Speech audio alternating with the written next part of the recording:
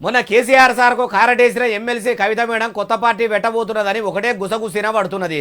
BRS పార్టీల నుంచి బిస్తరు చదువుకొని నాయనకు రామ్ చెప్పి అన్నకు పోటీగా కొత్త దుకాణం తెరిచి కొత్త పార్టీ పెట్టబోతున్నదా అంటే ఏమో మరి ముచ్చటంతా తెలవాలంటే మనం కూడా లోతుగా పోయి తెలుసుకోవాలి.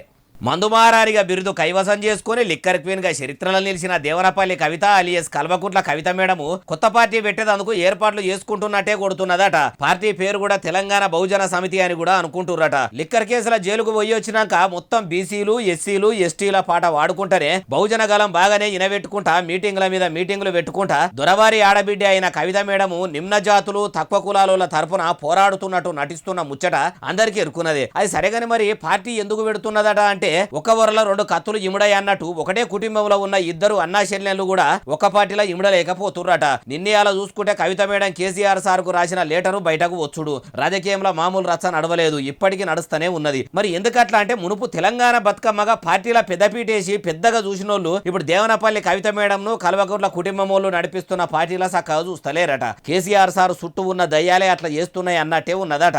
అందుకే వాళ్ళతోనే నాకు పొసగది. నాకేమన్నా తక్కువనా? మా నాయన మా అన్నకు నేర్పినట్టే రాజకీయం పాఠాలు నాకు నేర్పిండు. ఆ పాఠాలు నేను కూడా బట్టి నేర్చుకున్నా. నాకు మా అన్న కంటే ఎక్కువ పేరు వచ్చేటట్టు ఉన్నదని మా అన్న వెనకపోంట నడిచేటోళ్ళే నన్ను తొక్కేయాలని చూస్తురు. వాళ్ళు తొక్కేయాలనుకుంటే నేనెందుకు వెనకకు పోతా? వెనకకు పోయే ముచ్చట్నే లేదు. మా అన్న కంటే 4 ఆకులు రాజకీయంలో ఎక్కువనే చదివినా అన్నట్టు పార్టీ పెట్టబోతున్నదట. పార్టీ రిజిస్ట్రేషన్ పనులు కూడా నడుస్తున్నాయట. రాజన్న కుటుంబంలో వచ్చినట్టే లొల్లులు వచ్చినట్టున్నాయి కదా. మరి ఈ పంచాయతీ తెంపేందుకు కేసీఆర్ సారు ముంగటికి వస్తాడా అంటే ముంగట తెలుస్తుంది అంటారు ఏ ముచ్చటిన్నోళ్ళు.